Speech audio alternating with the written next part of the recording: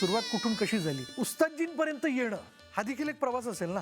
माझी मुंबईतच झाली त्यांची भेट आणि असं कुठेतरी वाटत होतं की यांनी मला जर शिकवलं तर त्यांचे एक नाही अनंत उपकार होतील माझ्यावर. गुरुमुखी विद्या यातनं तुम्ही ही सगळी साधना जी ती प्राप्त केलेली आहे, तर त्याबद्दल सांगा ना. त्यांचा शिष्य व्हावा म्हणून मी गुरुवर्य भारतरत्न उस्ताद बिस्मिल्ला खान साहेबांच्या पाठीशी लागलेला असायचा, पण त्यांनी मला कबूल करणं ही फार अहम महत्त्वाची गोष्ट आहे. अच्छा. आणि त्यांनी जेव्हा मला स्वीकारलं तत्पश्चात सुरू झाली गुरुमुखी विद्या.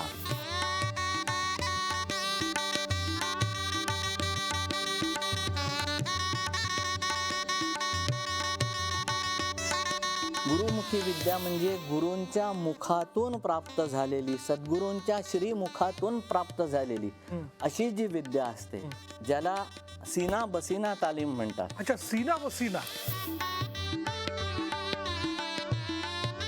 म्हणजे शिकवणं कशा पद्धतीचं असायचं? ते जिथे भेटतील तिथूनच तालीम कधी सुरू व्हायची. बरं. रेल्वे स्टेशन तर रेल्वे स्टेशन, अच्छा, तिथेही शिकवायलाच सुरुवात थेट. आणि कधी कधी असंही व्हायचं की 3-4 दिवस 5-7 दिवस मी त्यांच्याबरोबर 1 मिनिट पण नाही शिकवलं. आणि मी जो शिकलेलो आहे ना, हा त्यांच्या मूडने मी शिकलोय.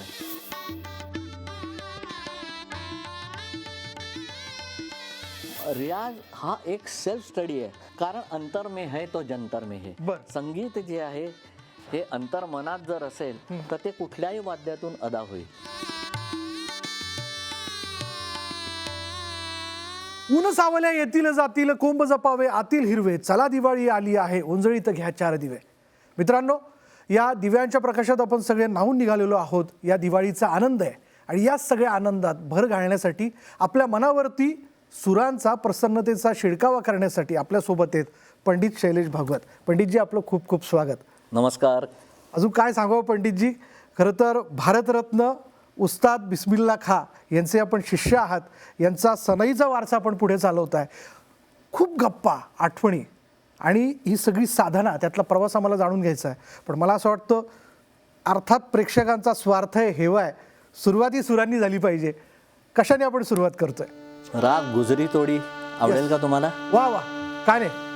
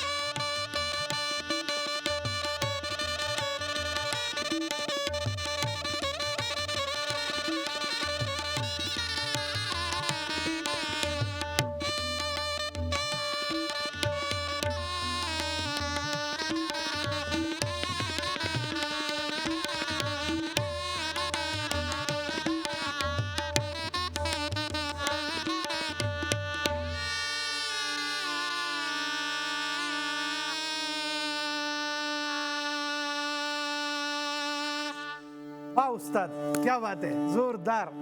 काहीच विषय नाही. म्हणजे सुरुवात ज्या पद्धतीने झालेली आहे पंडितजी, थँक्यू. खूपच खास होत आहे.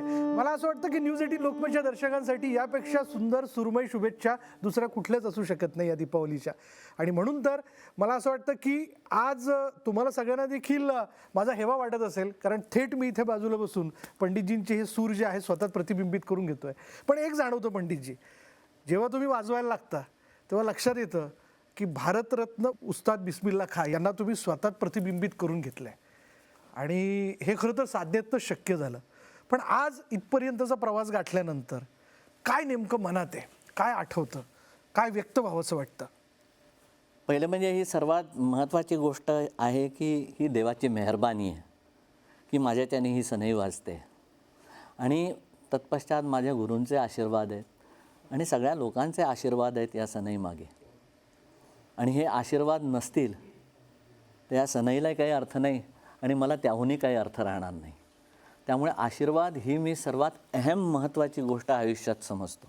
आणि जमेल जेवढं झेपेल तेवढं जास्तीत जास्त चांगलं वागून लोकांचे होतील तितके आशीर्वाद गोळा करायचा प्रयत्नात असतो मी. बाकी सब ठीक आहे.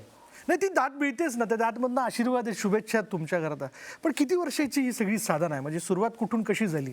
म्हणजे मला असं वाटतं की हा प्रवास याकरता जाणून घ्यायला हवा की उस्तादजींपर्यंत येणं हा देखील एक प्रवास असेल ना. मला मुळात शास्त्रीय संगीताची किंवा संगीताची कुठल्याच प्रकारची परंपरा लाभलेली नाही. नाही, तसं घराणं नाही काही. नाही नाही नाही, परंपरेने मी नाहीच आहे. नाहीच आहे.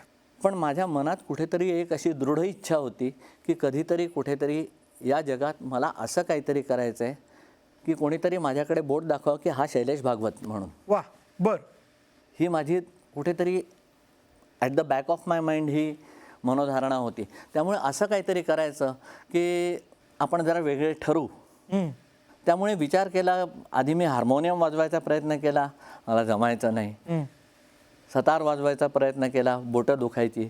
तबला वाजवायचा प्रयत्न केला, दंड दुखायचे. म्हटलं हे पण आपलं काम नाही, ते पण आपलं काम नाही. नंतर गायचा प्रयत्न केला.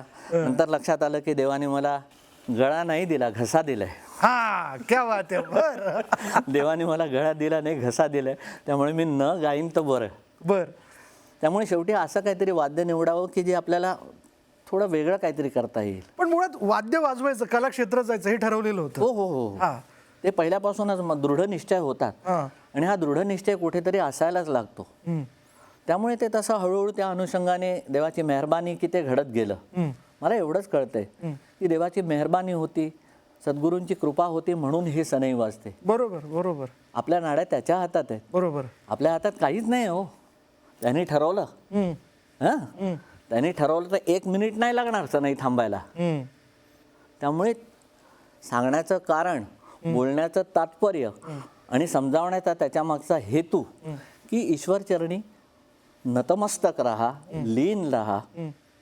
जे काही आपलं कुलदैवत आहे, इष्टदैवत आहे, आराध्य दैवत आहे, गुरु आहेत, ज्यांना कोणाला आपण मानतो त्यांच्या चरणी संपूर्णपणे आपण सरेंडर्ड असलो, समर्पित व्हायचं. ती भावना असेल तर बरंच काही घडू शकतं. आपसुक ते घडत जातं. ते घडतच जातं. वेगळं काही घडवण्यासाठी करावं लागत नाही. पण उस्तादजींची पहिली भेट मग माझी मुंबईतच झाली. त्यांची भेट माझी काही ओळख नव्हती त्यांच्याशी, पण त्यांचे रेकॉर्डवरती वगैरे मी फोटो पाहिलेले वगैरे होते. आणि असं कुठेतरी वाटत होतं की यांनी मला जर शिकवलं तर त्यांचे एक नाही अनंत उपकार होतील माझ्यावरती.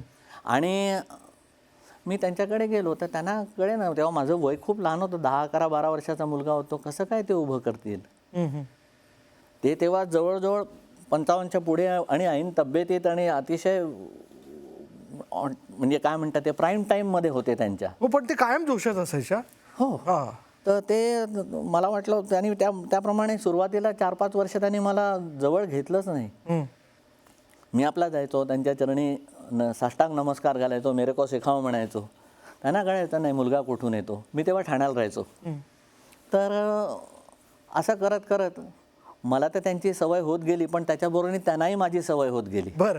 हो. म्हणजे हा कायम भेटायला येतोय, कायम यावेळेला तो मुलगा आला कसा नाही, थाना में रहता है, भागवत उसका नाम है. तेवढं त्यांनी लक्षात ठेवलेलं होतं. शैलेश बताता है नाम है, भागवत खानदान से है वो, असं ते म्हणायचे. तर त्यामुळे तोपर्यंत हे असं असतं. मग गुरुंना पण शिष्याची सवय व्हायला लागते. मग तिथपासून त्यांची मला शिकवण आणि तालीम सुरू झाली. बरं, पण मग त्यापूर्वीचे तुमचे पहिले गुरु कोण? त्याच्या अगोदर मी सुरुवातीला ठाण्यात पंडित औरंगाबादकर राहतात. ते ठाण्याचं एक प्रसिद्ध ग्रामदैवत आहे कोपिनेश्वर मंदिर. बरं. त्या कोपिनेश्वर मंदिरात ते तेव्हा सनई वाजवायचे, आजही सनई वाजवतात. माझे पहिले गुरु ते आहेत. मी त्यांच्याकडे शिकलो, त्यांनी मला सनई शिकवली. आजही ते सनई वाजवतात? हो हो हो, माझ्यापेक्षा मोठे आहेत वयाने. वय वर्ष?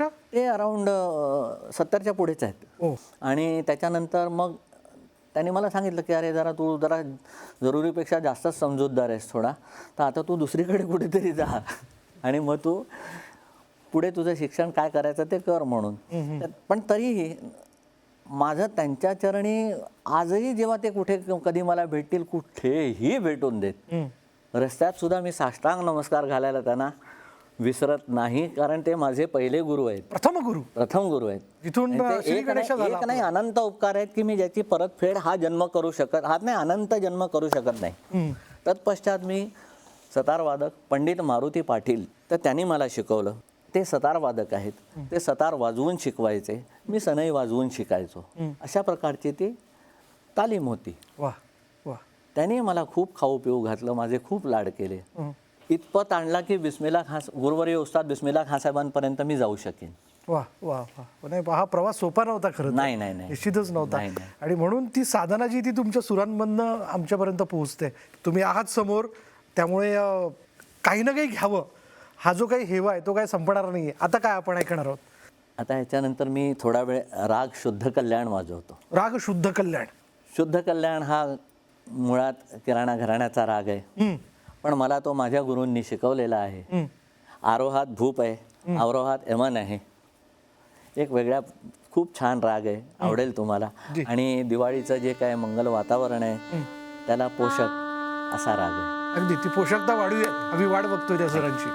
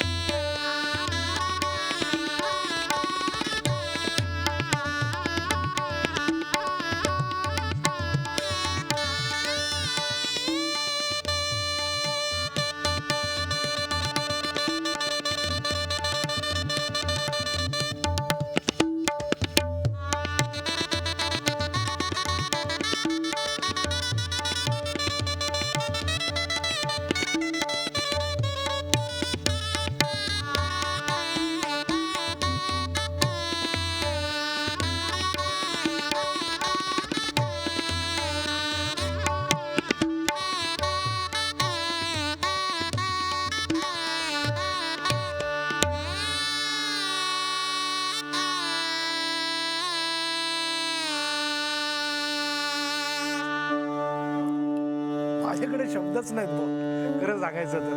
इतकं तुम्ही जेव्हा वाजवता ना, म्हणजे तुम्ही सगळीच मंडळी जेव्हा या सगळ्या सुरांमध्ये साथसंगत करत असता, म्हणजे तुमचे देखील आभार आहेत. पण असं एक लक्षात येतं हे सगळं ऐकताना, की तुम्ही एका प्रवासाला सुरुवात केलेली असते या सुरांच्या माध्यमातून. आम्ही तुमच्याबरोबर तुमच्या पाठीमागे त्या प्रवासाला गेलेलो असतो. असं सगळं ते जाणवतं, तो एक अनुभव तो ऐकताना आम्हाला मिळत असतो. पण हे सगळं मला असं वाटतं की गुरुमुखी विद्या यातनं तुम्ही ही सगळी साधना जी आहे ती प्राप्त केलेली आहे. तर त्याबद्दल सांगा ना, कारण हे आजच्या या सगळ्या वेळेत दिसत नाही आता फारसं. मुळात मी त्या काही नशीबवान लोकांपैकी आहे ज्यांना त्यांच्या गुरूंनी त्यांना निवडलं. मी त्यांचा शिष्य व्हावा म्हणून मी गुरुवर्य भारतरत्न उस्ताद बिस्मिल्ला खां साहेबांच्या पाठीशी लागलेला असायचा. पण त्यांनी मला कबूल करणं ही फार अहम महत्त्वाची गोष्ट आहे. अच्छा. आणि त्यांनी जेव्हा मला स्वीकारलं तत्पश्चात सुरू झाली गुरुमुखी विद्या. बर गुरुमुखी विद्या ही साधी आणि साधारण गोष्ट नाही आहे. बर पहिली गोष्ट, गुरुमुखी विद्या म्हणजे काय? गुरुमुखी विद्या म्हणजे गुरूंच्या मुखातून प्राप्त झालेली, सद्गुरूंच्या श्रीमुखातून प्राप्त झालेली अशी जी विद्या असते, ज्याला सीना बसीना तालीम म्हणतात. अच्छा, सीना बसीना, सीने के सामने सीना रख के तालीम जो दी जाती है. आमने सामने. हाँ, आमने सामने से. गुरु शिष्याला शिकवतात की असं नाही असं आहे, असं नाही असं आहे, असं नको वाजवू असं वाजव, असं नको गाऊ तसं गा, ही पद्धत नव्हे ती पद्धत आहे, असं ज्याला म्हणतात त्याला गुरुमुखी विद्या म्हणतात. बर. आणि अशी जी विद्या असते की सद्गुरूंच्या श्रीमुखातून ज्याला प्राप्त झालेली असते, तो माणूस सगळ्या गोष्टींमध्ये कॉम्प्रोमाइज करू शकतो, विद्येत आणि कलेत नाही. बिलकुल नाही. 100% नाही होऊ शकत.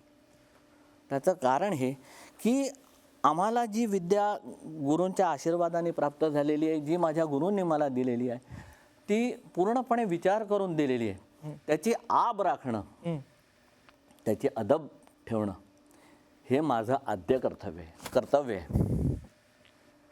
कारण ही विद्या माझी नाही आहे, ही त्यांनी मला दिलेली आहे. तर गुरुमुखी विद्या ही आताच्या काळात खूप लोक आपापल्या विद्यार्थ्यांना शिकवतात, घडवतात, त्यालाच गुरुमुखी विद्या म्हणतात. गुरुमुखी विद्या आणखीन वेगळी काही नाही आहे. सीना, हाँ, सामने से जो सिखाई गई बात है उसको गुरुमुखी विद्या म्हणतात.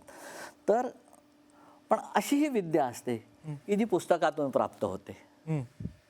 अशी ही विद्या होते की काहीतरी ऐकलं आपण, मीही गुणगुणायला लागलो, बरोबर, ती विद्या आली ना कुठून तरी, बरोबर, त्याला गुरुमुखी विद्या नाही म्हणत. भले कुठलं तरी ऑडिओ आहे, व्हिडिओ आहे, काहीतरी आपण पाहिलंय, त्याच्यातून जे काय आपण प्राप्त केलेलं आहे, ती विद्या एक वेगळी विद्या आहे. ती विद्या नाही असं म्हणणं नाही आहे माझं, पण त्याच्यापेक्षाही जरा उच्च दर्जाची विद्या ही गुरुमुखीच विद्या असते. मग भले ती संगीतात असो आणि अन्य कुठल्याही क्षेत्रात असो. बरोबर. असं ती गुरुमुखी विद्या आणि त्यातली तुमची तालीम सराव हा सगळा तुमच्या याच्यातनं दिसतो. पण मंडळी, या पंडितजींच्या सगळ्या सुरांच्या प्रवासामध्ये आपल्याबरोबर काही महत्त्वाची मंडळी जी आहेत, साथ संगत जे करतात, खरं तर मला असं वाटतं त्यांच्याशिवाय ही मैफिल पूर्ण होऊ शकत अजिबात नाही, पूर्ण होऊ अजिबात होऊ शकत नाही. आणि ते देखील सीना बसीना, तुम्ही काय म्हटलं. आणि हे जे आहेत हे सहकारी कलाकार आहेत, सहकारी कलावंत आहेत. ते इथे आहेत म्हणून मी मध्यभागी व्यासपीठावर आहे. बरोबर आहे. माझ्यामुळे ते नाहीत. असा जर आविर्भाव मी आणला तर ती चुकीची गोष्ट आहे. बरोबर. त्यांच्या सहर्षच नव्हे पण सक्रिय पाठिंब्यामुळे, सक्रिय कार्यभागामुळे मी सनई इतपत वाजवू शकतो. जसं की तबल्याला आदित्य मानवळकर आहेत, अतिशय उत्तम तबला वादक आहेत. आणि हे गुरुवर्य पंडित नाना मुळे यांचे शिष्य आहेत. त्यांच्याकडनं विद्या आणि तालीम त्यांनी प्राप्त केलेली आहे. आणि त्यांचा माझ्या सनईला नेहमी सहर्ष आणि सक्रिय पाठिंबा असतो. त्यांचा ठेका छानपैकी सनईला साजेसा असा ते देत असतात. अगदी ते दिसतंच आहे सगळ्या याच्यामध्ये. वा. त्यांना काहीच सांगायला लागत नाही. या मनी ते त्या मनी आपोआप समजते. आणखीन काय पाहिजे हो संगीतात. हे आहेत श्रीयुत केदार जाधव. हे अतिशय उत्तम सनई वादक आहेत. हे गुरुवर्य डॉक्टर पंडित प्रमोद गायकवाड यांचे शिष्य आहेत. हो, पण तुमच्या खानाखुना त्यांना कळतात हा. मी किती वेळेचं मी निरीक्षण करतोय त्या गोष्टीचं. त्यांना सुद्धा कळतात त्या. हा. ते फार माझ्यापेक्षा जास्त बुद्धिमान आहे. तो नवीन पिढी आहे ती. पण ही बिटवीन द लाईन्स आहे सगळं काही. ते तुमच्या दोघांमध्ये किंवा तुमच्या तिघांमध्येच लक्षात येतं किंवा त्यांना लक्षात नाही, येतं. ते यांचा परिचय? हे हितेश साळुंके, बर. हे डॉक्टर प्रमोद गायकवाड, डॉक्टर पंडित प्रमोद गायकवाड हे जे एक प्रसिद्ध सनई वादक आहेत त्यांचे शिष्य आहेत. आणि या शुभदा गायकवाड याही उत्तम हार्मोनियम वादिका आहेत. आणि या पंडित तुळशीदास बोरकर आणि आता पंडित सुधीर नायक यांच्या शिष्य आहेत. अतिशय विद्वान आहेत. त्या अभ्यास करतात, रियाज करतात हार्मोनियमचा. गुरुमुखी विद्येतलेच सगळे प्रतिनिधी तुमच्याकडे तुमच्यासोबत साथसंगत करतात. अशी एक म्हण आहे इंग्लिशमध्ये, birds of feather flock together. एकसारख्या पंख असलेले जे पक्षी असतात तेच एकत्र येतात. एक कावळा, एक चिमणी हे गोष्टीत येतात. एक चिमणी आणि एक कबूतर तुम्हाला शेजारी गप्पा मारताना दिसलेत का कधी? नाही. काय उदाहरण दिलं तुम्ही या सगळ्याच्या. नाही, आत्ताच सुचलं असं. वा वा वा वा. किती वेगवेगळं सगळं ऐकायला मिळतं तुमच्या व्यासात. हे असं ही वस्तुस्थिती आहे. ही कुठल्याही सिनेमातले हे डायलॉग नाही आहेत. हे स्वानुभवाच्या गोष्टी मी बोलत असतो. वा वा. मी कितीतरी वेळा जिथे यशस्वी होतो चांगली गोष्ट आहे, पण असंही होतं कित्येक वेळेला की मीच तोंडावर आपटलोय. तर ते तसं सांगायला मला फारसा विचार करायला लागत नाही. जसं घडलंय तसंच सांगतो. आणि समोरच्या माणसाला कधीही बरं का की सांगण्याच्या धाटणीवरनं मी खरं बोलतोय की खोटं बोलतोय हे कळत नाही का? नाही होत ना असं. वा, क्या बात आहे. चला जाऊयात पुढल्या टप्प्याकडे या सगळ्या प्रवासात. आता आपण काय ऐकणार आहोत?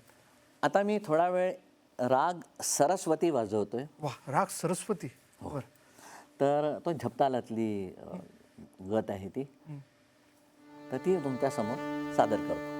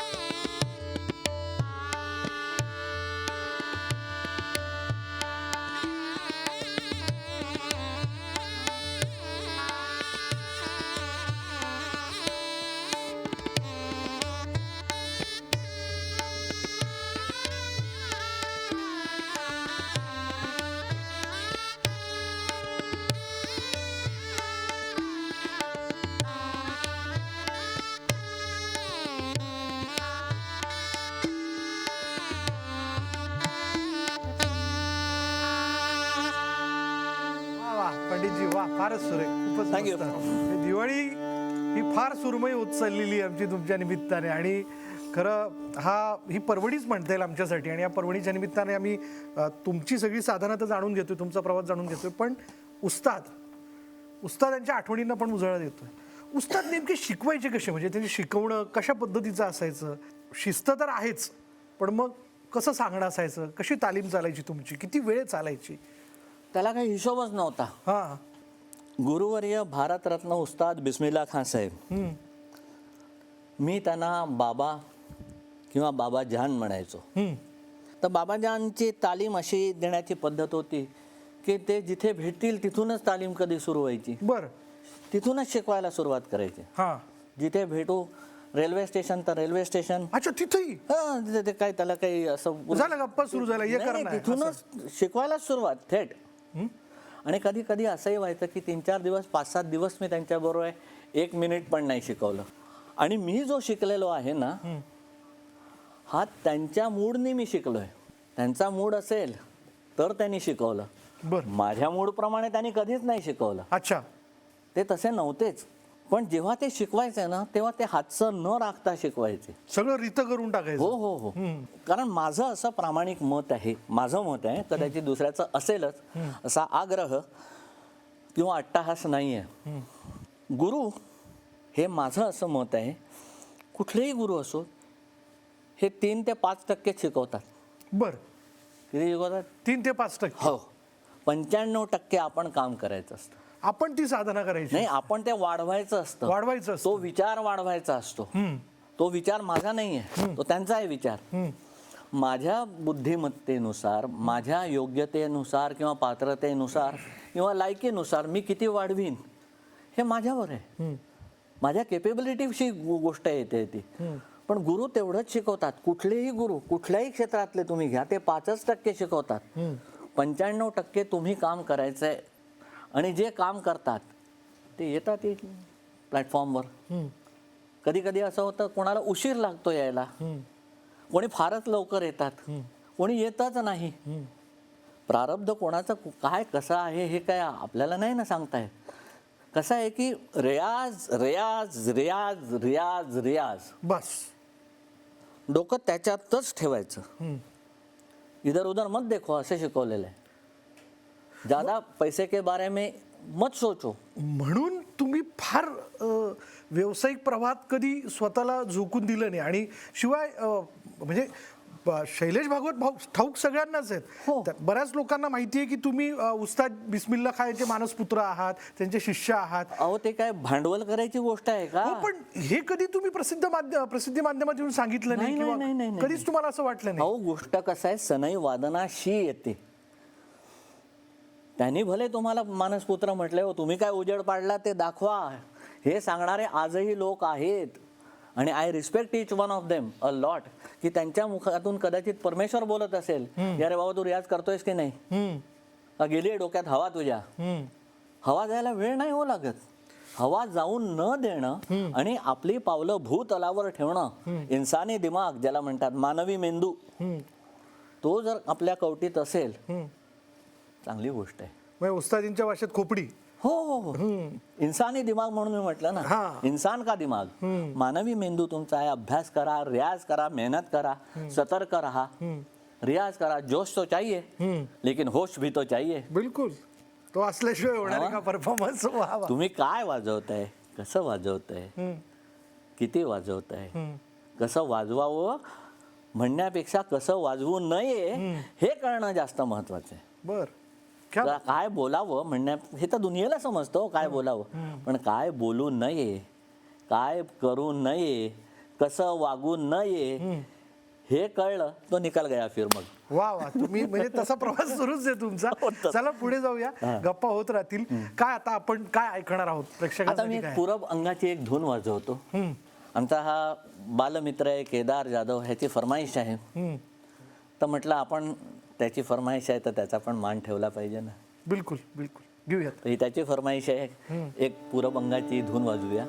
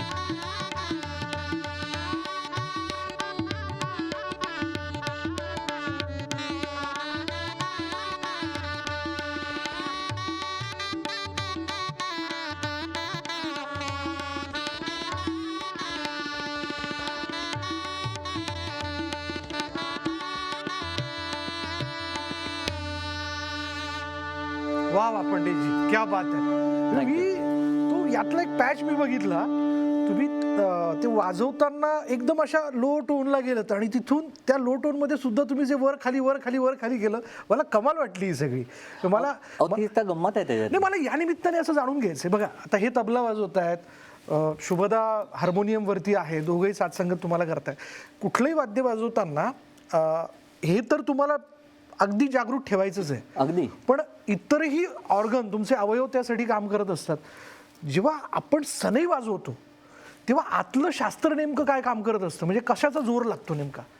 फुफ्फुसांचा जोर लागतो, घशाचा जोर लागतो, जबड्याचा जोर लागतो,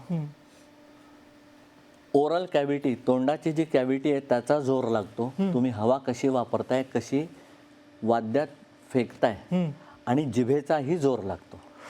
व्हेरिएशन्स तेवढे तुम्हाला ठेवावे लागतात ना वाजवताना. कसं आहे माहिती आहे का, हे सगळं संगीत जे आहे हे माझ्याकडे कुठेही शास्त्रीय संगीत लिहिलेलं नाही. माझ्याकडे सारेगम पधनिसा मधला सा सुद्धा लिहिलेला नाही आहे. जो आहे तो फक्त डोक्यात आहे.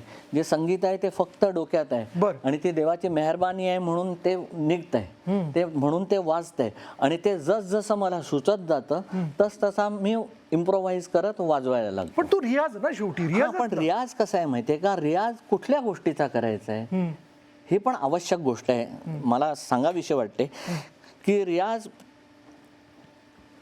प्रत्येक वेळेला मी जेव्हा बसतो रियाजाला तेव्हा मला जे येत नाही त्या गोष्टीचा मी रियाज करतो. येतं तीच गोष्ट परत परत रटत बसणं. आपण काही सर्वज्ञ नाही आहोत, मुळात आपल्या वाद्यात काही शब्दच नाही आहेत. पण समोरच्या माणसाला गंमत वाटली पाहिजे, समोरच्या माणसाला अरे काय सूर लागला, काय धून वाजली, ही जी गंमत वाटली पाहिजे ना. आणि लोकांना असं आहे, लोकांना जे हवंय ते लोकांना तुम्ही द्या. ही एक थॉट प्रोसेस कुठेतरी आहे. माझ्या डोक्यात भले काहीतरी उच्च कोटीचं संगीत असेल हो, पण ते समोरच्या माणसाला एन्जॉय झालं पाहिजे. रागच वाजवतोय, रागाच्या बाहेरचं मी काहीही वाजवत नाही, शास्त्रीय संगीतच आहे. पण जसं आहे की ते श्रोत्यांना आवडलं पाहिजे, हे हा विचार आहे.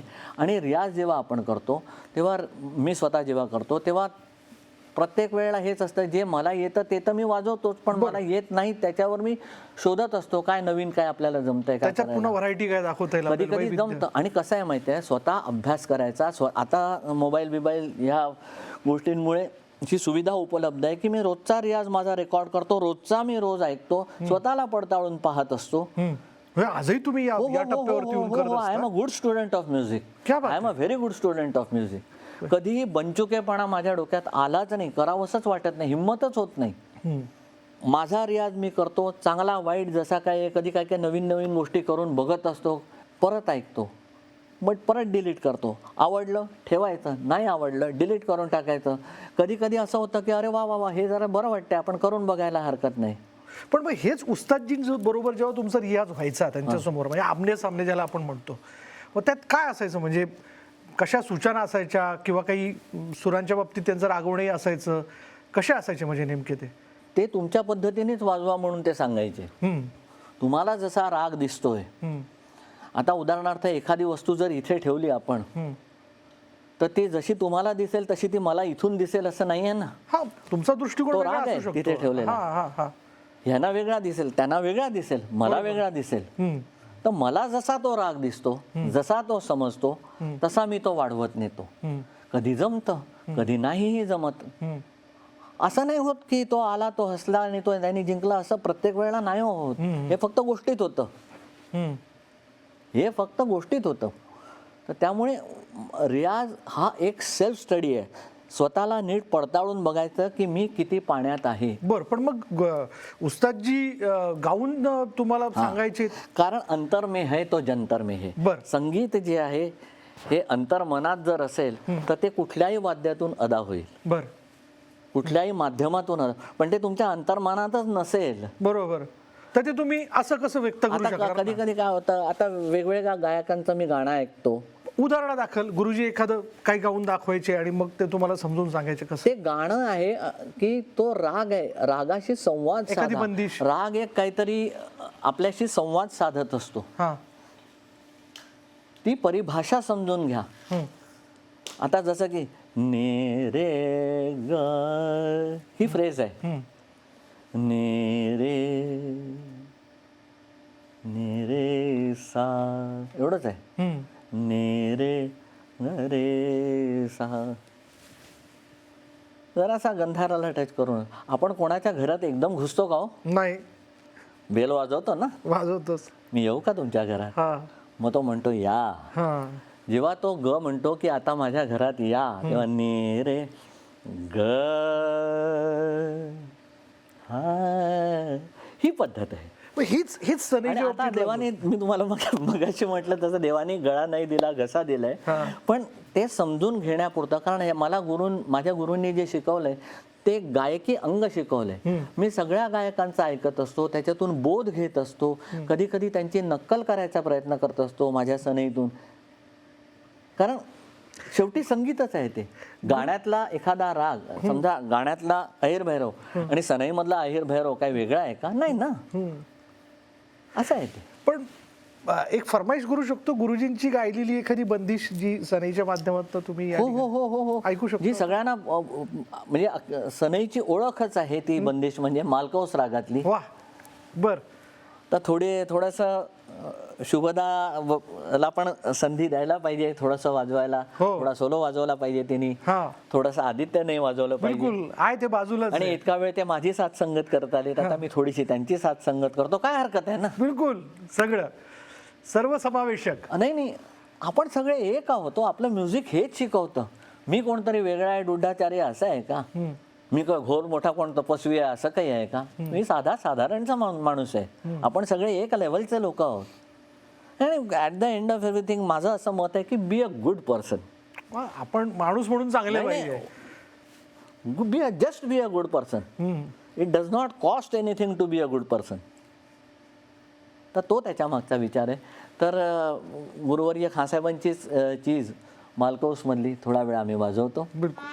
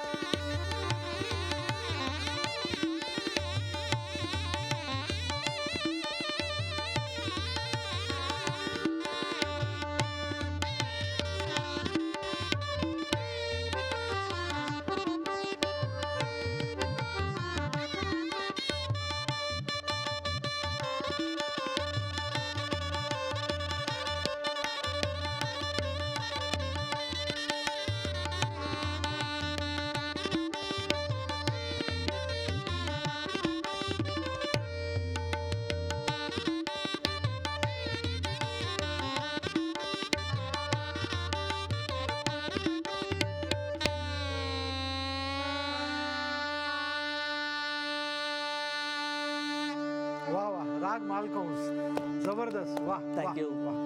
क्या बात आहे. म्हणजे काय वैविध्य होतं या सगळ्या याच्यामध्ये. चला आता जाऊयात आपण पुढल्या टप्प्यावरती, पण तत्पूर्वी मला तुम्हाला असं विचारायचं आहे की ही सगळी साधना अविरतपणे तुमची सुरू आहे आणि मला तुमच्या बोलण्यातली एक गोष्ट प्रकर्षाने खूप इथे भिडली की मी कायम विद्यार्थी आहे आणि मी विद्यार्थी असेल तरच मी ही संगीत साधना पुढे नेऊ शकेल सनईची. पण या सगळ्या ह्याच्यात तुमच्या पिढीची अशी कोणती लोकं आहेत की जी आजही सनईचा प्रचार प्रसार किंवा ते पुढे नेण्याची जिम्मेदारी स्वतःबरोबर ठेवून आहेत? शास्त्रीय संगीतात सनईमध्ये पंडित डॉक्टर प्रमोद गायकवाड बर. हे एक अतिशय प्रसिद्ध सनई वादक आहेत. तसेच दिल्लीचे पंडित अश्विनी शंकर हे एक अतिशय उत्तम सनई वादक आहेत. पंडित अनंतलालजींचे ते नातू आहेत. तसंच बालेश साहेब हे मद्रासला असतात, चेन्नईला, तेही एक उत्तम सनई वादक आहे. आणि पंडित लोकेश आनंद हे दिल्लीला असतात. हे अतिशय गुणी, विद्वान आणि ज्ञानी कलाकार आहेत, जे सनई या विषयाचा सखोलपणे अभ्यास करतात. कारण सनई शेवटी असं आहे की सनई ही गोष्ट, याच्यात दोन प्रकार आहेत. एक काहीही वाजवणं, एखादं लाईट वाजवणं, लोकसंगीत वाजवणं ते वेगळं आणि शास्त्रीय संगीत वाजवणं वेगळं. शास्त्रीय संगीत म्हटलं की त्याला शास्त्र आलं, शास्त्र आलं की त्याला चौकट आली, एक कायदा, एक दायरा आला. हो, त्या चौकटीतच राहून त्या तुम्हाला वाजवावं चौकटीच्या लागतं. बाहेरच तुमचे जे काही कल्पना विलास आहेत, परम्युटेशन्स अँड कॉम्बिनेशन्स, ही त्या तेवढ्या पेरीफेरीमध्ये राहूनच करायचे. तर क्लासिकल म्युझिक म्हटल्यानंतर आणि शास्त्रीय संगीत आणि शास्त्र म्हटल्यानंतर कुठल्याही शास्त्रीय संगीतातल्या गायकाला किंवा कुठल्याही वादकाला जेवढा रियाज करायला लागतो, जेवढा अभ्यास करायला लागतो, तेवढाच किंबहुना त्याच्यापेक्षा जास्त अभ्यास सनईमध्ये करायला लागतो. कारण सर्वात श्वासाच्या वाद्यांमध्ये हे सर्वात कठीण वाद्य आहे बरं का. आणि त्याच्यातून राग निर्मिती करणं, त्याच्यासाठी तो तेवढा अभ्यास असणं खूप गरजेची गोष्ट आहे, असं माझं मत आहे. वा, वैविध्य दाखवावं लागतं आपल्याला. हो हो हो, डेफिनेटली डेफिनेटली. चला आपण पुढे जाऊया. आता आपण काय ऐकणार आहोत, कारण उत्सुकता अशी ही पण आहे की सनई तसं बघायला गेलं तर शास्त्रीय संगीतात आहे, सनई चित्रपटात आहे, सनई नाट्य संगीतात आहे, सनई इतरही वेगवेगळ्या गाण्यातल्या फॉर्ममध्ये बघायला मिळतं. मला असं वाटतं आता थोडंसं मोठ्या पडद्याकडे जायला आपण हवं. काय आम्ही ऐकणार आहोत आता? गूंज उठी शहनाई मधलं तेरे सुर और मेरे गीत, वा, क्या बात आहे. ही मुळात हे सनईचंच गाणं आहे आणि सनईचीच एक धून आहे. त्याच्यावरती ते शब्द लिहिले गेलेले आहेत. त्या काळातले कवी भरत व्यास त्यांनी हे शब्द लिहिलेले आहेत आणि वसंत देसाई साहेबांचं संगीत आहे आणि ते गायले आदरणीय लता मंगेशकरजी यांनी. आणि ती मूळ जी गोष्ट आहे किंवा जी साधना आहे ती शास्त्रीय संगीतावर बेस्टच ते आहे. तेरे सुर और मेरे गीत राग बिहागच आहे तो. वा वा. आणि ती मुळात सनईची बंदिश आहे आणि गुरुवर्य उस्ताद बिस्मिल्ला खान साहेबांचीच बंदिश आहे. जसं की तेरे सुर और मेरे गीत, जीवन में पिया तेरा साथ रे किंवा दिल का खिलौना है टूट गया, ह्या मुळात सनईच्याच बंदिशी आहेत. फक्त त्याला फिल्मी शब्द आल्यामुळे ते त्या अनुषंगाने त्याची बढत होत गेली आणि घराघरात ते गाणं त्या रूपाने पोचलं, खूप पोचलं, आजही सगळ्यांच्या लक्षात आता आहे. तेच गाणं सनईच्या अंदाजाने कसं वाजेल हे मी तुम्हाला दाखवतो. इर्शाद. ओके.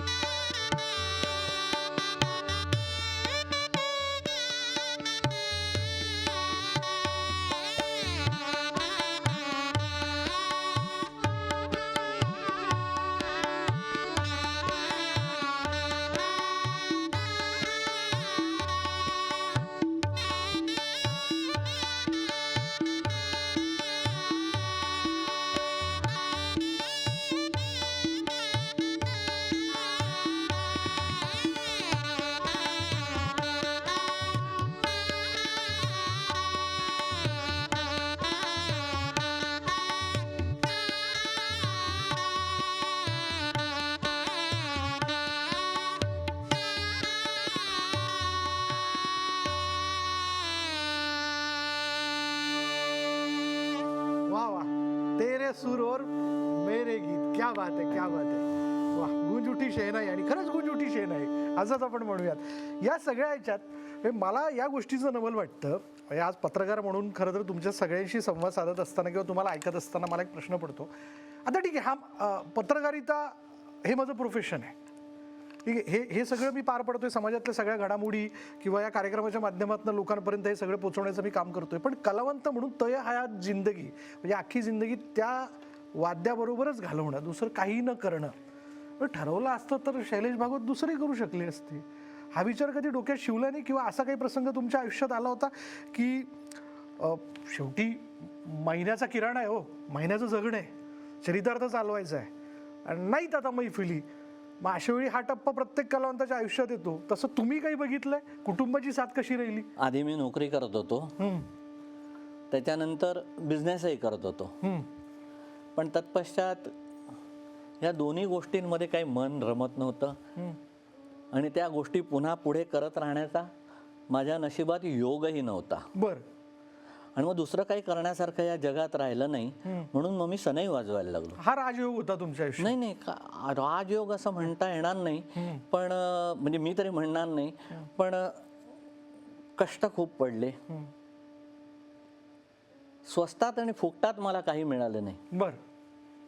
प्रत्येक गोष्टीची मी पुरेपूर किंमत मोजलेली आहे. सांगायचं कारण हे आहे, सनई वाजवताना आणि सनई वाजवून करिअर माझी जी काही घडली, त्याच्यात नुसताच सहर्ष नव्हे, पण सक्रिय पाठिंबा हा माझ्या सौभाग्यवती माझ्या बायकोचा आहे. बर. तिचं माहेरचं नाव शुभांगी आहे, आणि इकडचं भागवतांकडचं आमच्याकडचं नाव ललिता आहे. तर तिच्या कोऑपरेशनमुळे, आणि असं आहे की एक घरची एक शिस्त लागून गेलेली आहे. ती नोकरी करत असे तर 8 तास ती नोकरी करते ना, तर 8 तास सनईत श्वास चालला पाहिजे. काय वाजवतोयस, कसं वाजवतोयस ह्याच्याशी काही घेणं देणं नाही. 8 तास सनई वाजवली, घरात जेवायला मिळेल, फुकट खायचं नाही, मग तिथं अर्थ हा. तर अशा पद्धतीने माझा रियाज आपोआप वाढत गेला, घडत गेला. तर या यशात माझ्या, जसं माझ्या आई वडिलांचं योगदान आहे, त्यांच्यामुळे मी जगात आलो, आणि त्यांच्यामुळे, त्यांच्या प्रोत्साहनामुळे मी सनई या क्षेत्रात आलो. पण पुढचं उर्वरित प्रोत्साहन मला जसं माझ्या गुरूंनी, उस्ताद बिस्मिल्ला खान साहेबांनी जसं शिकवलं, तसं माझ्या बायकोनी पण मला तेवढाच पाठिंबा दिला. म्हणून तुम्हाला हा शैलेश भागवत दिसतोय, अन्यथा कशी नव्हतं. भवितव्य माझं केव्हाच अंधकारात गेलं असतं. मी पण एक साधा आणि साधारणचा माणूस आहे, एक साधारणच्या बॅकग्राऊंडमधनं आलेला आहे. मी तोंडात सोन्याचा चमचा घेऊन जन्माला नव्हतो आलो.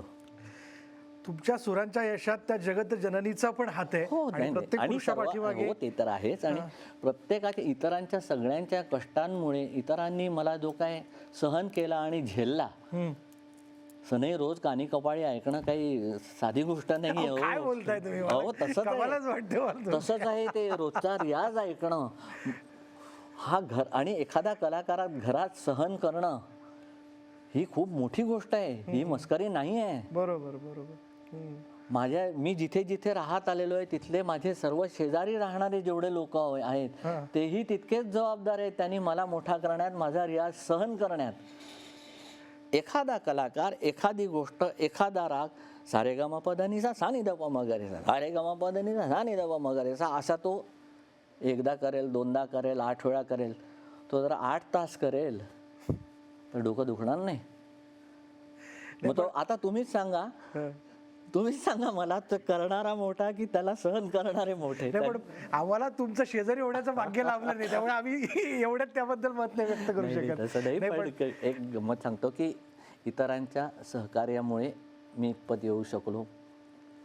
आणि खरंच सांगतो की माझ्या आईवडिलांमुळे, नंतर गुरुवर्य उस्ताद बिस्मिल्ला खान साहेबांमुळे, माझी मिसेस ललिता भागवत तिच्यामुळे, आणि माझे सगळे नातेवाईक आणि जेवढे म्हणून आप्तेष्ट आहेत, त्यांचं आतोनात प्रेम माझ्यावर आणि माझ्या सनईवर राहिलेलं आहे. त्याच्यामुळे मी इथपर्यंत आलो. माझं एकट्याचं क्रेडिट हे नाही, आणि मी I am the last person to snatch that credit, ते क्रेडिट माझ्याकडे ओढून घेणं. हमी आहे म्हणून सर्व त्या आविर्भावात जगणारा मी नाही माणूस, ते नाही जमत आमच्या प्रकृतीला. दुनिया कशी असून दे, मी नाही तसा. पण पंडितजी ठीक आहे, तुम्ही म्हणालात की घरची सौभाग्यवती सोबत असणं तेव्हाच खरं तर हा प्रवास जो आहे तो सुसह्य होऊ शकतो. पण पुढची येणारी जनरेशन, पुढची पिढी, आपल्या घरात आपला हा वारसा पुढे चालवणारं कोणी आहे का? पण भलेही नसेल तरी त्यांची सोबत फार महत्त्वाची असते, त्याचं काय? मला एक मुलगी आहे, शिरीन तिचं नाव. ती परदेशात असते, तर तिचाही मला सहर्ष आणि सक्रिय पाठिंबा यासाठी राहिलेला आहे की सनईच्या या आवाजात, सनईच्या या रियाजाच्या वातावरणात ती अभ्यास करून इंजिनियर झाली, ही खूप मोठी गोष्ट आहे माझ्यासाठी. तर तिचंही योगदान माझ्या आयुष्यात तितकंच मोठं आहे जितकं माझ्या मिसेसचं आहे. चला, उस्ताद ज्या गाण्यामुळे खरं तर घरोघरी पोहोचले त्या सुरांकडे आपण येऊयात. मला सर ते गाणं कुठलं आहे? मला असं वाटतं की ते तुम्हीच सांगावं. ती सर्वांना परिचित अशी राष्ट्रीय धून आहे आपली, रघुपती राघव राजाराम. बिलकुल. जी कुठल्या भारतीयाला माहिती नाही, भारतात असो की भारताच्या बाहेर असो, कुठेही गेलो तरी ती धून वाजवली की भारतीय माणसाला कुठेतरी गहिवरून हे येतच, भारताची आठवण होणारच. बिलकुल. कितीही काही केलं तरी त्याच्या या सगळ्याच्या शेवटी at the end of everything आपण भारतीय आहोत हे भान आपोआप जागृत होतं जेव्हा तुम्ही बाहेर देशात असता. बिलकुल. आणि जर रघुपती राघव राजाराम जर कानावर पडलं तर डोळे भरून आल्याशिवाय राहणार नाही. बिलकुल. सनईच्या सुरांच्या या सगळ्या प्रवासात जाता जाता मला असं वाटतं पंडितजी, कायम असं म्हणलं जातं की ज्यात नाही राम ते काय काम. आणि अर्थात राष्ट्रीय महात्मा यांनी सुद्धा रघुपती राघव राजाराम म्हणलेलं होतं आणि त्या सुरांमधनंही मला असं वाटतं व्यक्त झालं पाहिजे. सनईतनं ते ऐकण्याची मजाच काही और आहे. बिलकुल.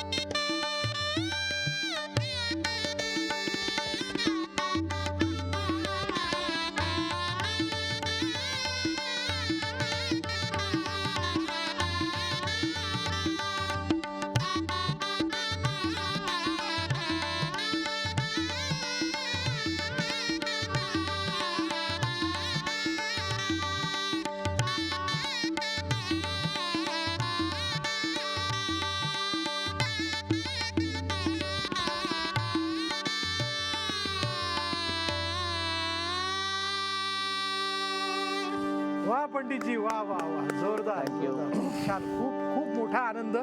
खरं तर दीपोत्सवाचं वातावरण अधिक पतित पावन केलं तुम्ही जाता जाता. मला असं वाटतं शुभेच्छाही व्यक्त झाल्या पाहिजे तुम्हाला, तर मी खूप शुभेच्छा व्यक्त करतो. धन्यवाद. विद्यार्थी म्हणून जे वयवर्ष तुमचं 18 आहे आत्ता, तो 18चा जो काही जोर आहे तोच 18चा जोर कायम ठेवत तुम्ही या सनईच्या सुरांमधनं आम्हाला भेटत राहा. हाच स्वार्थ आणि हाच लोभ आहे तुमच्याकडनं. तुम्हाला तसंच न्यूज 18 लोकमत या चॅनेलला माझ्या मनपूर्वक शुभेच्छा. तुम्हाला प्रत्येकाला ही दिवाळी अत्यंत सुखाची, आनंदाची, समृद्धीची, भरभराटीची आणि अतिशय उत्तम तब्येतीची जावो ही माझी परमेश्वर चरणी प्रार्थना. शुभ दीपावली. Happy Diwali all. धन्यवाद. धन्यवाद धन्यवाद. तर मंडळी, हा सुरांना उजाळा देत असताना शेहनाई हे आपलं एक पारंपरिक वाद्य आहे. त्याचं जतन, संवर्धन, प्रचार, प्रसार कोण नेमकं करतंय, कशा पद्धतीने साधना करतंय, हा सगळा प्रवास आपण पंडित भागवत यांचा जाणून घेतला. हा प्रवास असाच निरंतर सुरू राहणार आहे आणि आपला दीपोत्सव देखील रंगत जाणार आहे न्यूज 18 लोकमतच्या माध्यमातून. आज इथेच थांबूयात. पहा फक्त न्यूज 18 लोकमत.